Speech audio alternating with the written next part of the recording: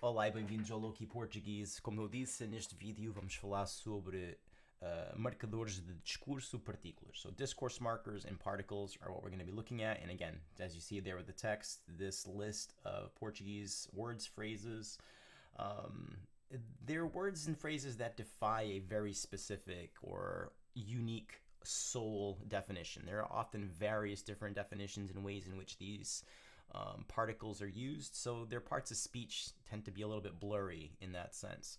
So we'll need to think about context a lot when we're using these terms, and that's ultimately what I'd say about any sort of usage of the Portuguese language, or really I assume most languages. Context is always going to help us determine a more exact meaning of what we're trying to say in a particular instance, right? So the first one we're going to be looking at is let me see here. We're going to be looking at the word ainda. Ainda. Let me pronounce that one a couple more times. Ainda. Ainda. So that A to the I, E. E. Ainda. Ainda. Okay, and that D there with most D's in Portuguese, they're not like these strong, like hard d.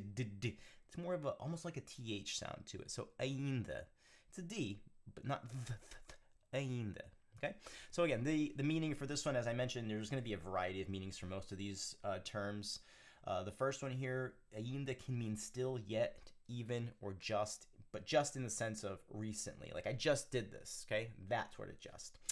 What makes it tricky is that it changed significantly based on the verb tense that's going to be used within the scope of the sentence in which this word comes up and the context in which this word is coming up, okay? So we always have to factor in that greater context.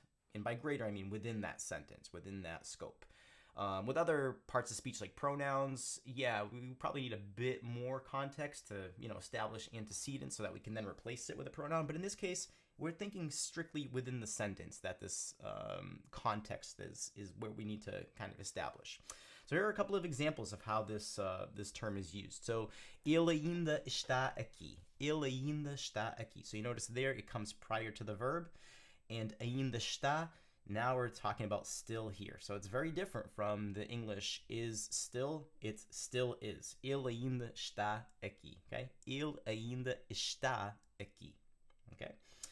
The next one here, we're going to look at it as an expectation or the negation of, right? So não cheguei ainda, não cheguei ainda, ainda não cheguei. Could phrase that a little bit differently, but nonetheless, here it's yet, right? So after the usage of the verb, and again, it's a past tense of this verb, where the first one is present tense. He's still here currently. Não cheguei. Cheguei is the verb chegar in the past tense, first person past. Eu ainda não cheguei. Eu não cheguei ainda. Okay, so there it's meaning yet.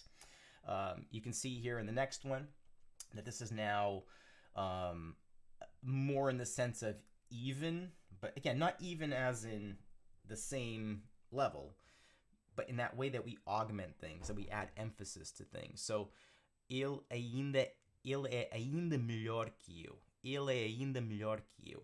Okay, so he's even better than me. So, ainda melhor, so ainda now with an adjective is emphasizing that adjective. It's providing augmentation to it, right?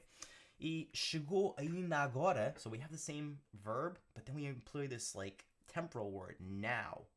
That's ainda agora, that's just now. Okay, so here's the ainda as a just meaning. So again, you have 4 distinct meanings. They're all somewhat in the realm of relatability to one another, but vastly different from context to context, right? So there's things that we need to consider there with this usage of this word. And it's a very common word. Imagine all the times in English that you have to apply this idea of continuity, expectation, negation, emphasis, or addressing a recent past. This idea of just having done something. So ainda is good for that one. Okay? I hope that helps. Espero que tenha ajudado. Venham até a minha página. Check out my page at lowkeyportuguese.com. If you're interested in courses, if you're interested in one-to-ones, group courses, I offer it all. Hit me up for a quick meet and greet, and if you're interested in learning Portuguese, and we'll see if we're a good fit for each other, and tell you everything I can do to help you. Okay? Até a próxima. Ciao.